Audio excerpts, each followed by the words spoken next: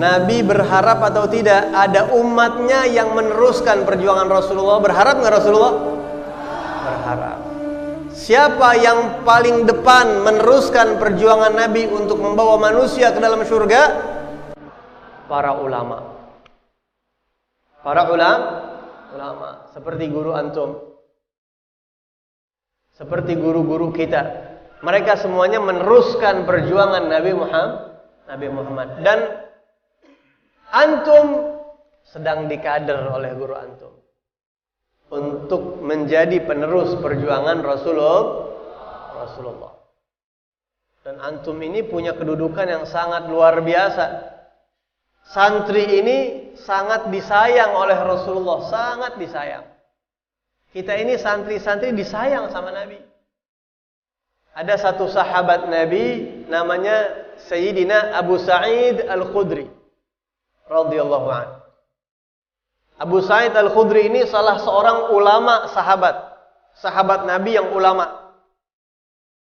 Beliau termasuk minal muktsirina sab'ah, 7 sahabat yang hadisnya sampai ke tengah-tengah kita lebih dari 1000 riwayat. Siapa namanya? Abu Sa'id Al-Khudri, Sinan bin Malik namanya. Kunyahnya Abu Sa'id. Rasulullah pernah berkata kepada Abu Sa'id Al-Khudri, "Ya Aba Sa'id," kata Rasulullah, "Hai Abu Sa'id, nanti akan datang orang-orang kepada engkau untuk belajar." Yang namanya ulama pasti suatu saat akan didatangi orang untuk belajar. Apa kata Rasulullah?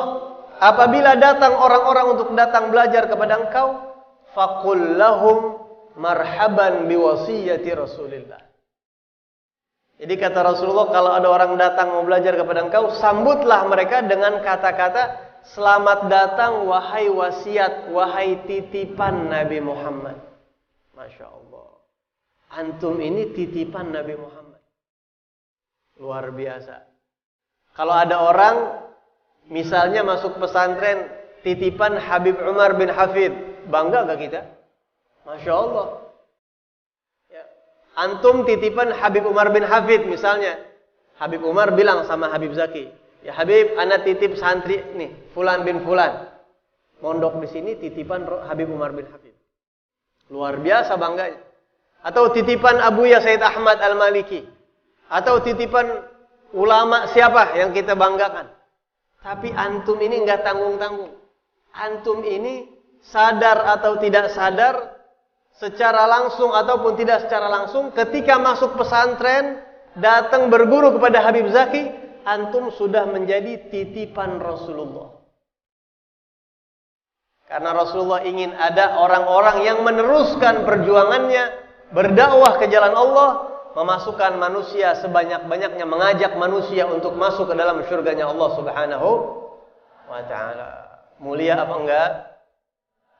Bangga atau tidak kita menjadi titipan Rasulullah? Oh, Masya Allah.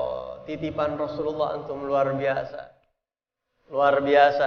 Bagaimana tempat ini tidak barokah? Bagaimana pesantren tidak barokah? Di dalamnya itu yang tinggal adalah titipan-titipan Nabi Muhammad.